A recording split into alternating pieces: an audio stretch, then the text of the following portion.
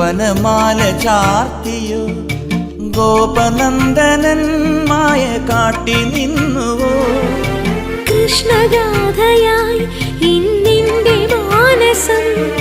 നിന്റെ പാദരേണു ചൂടി ധന്യയായി ഞാൻ യമുനാ തടത്തിലും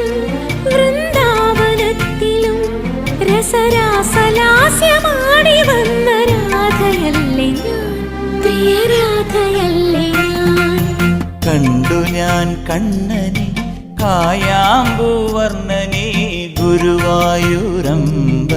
നടയിൽ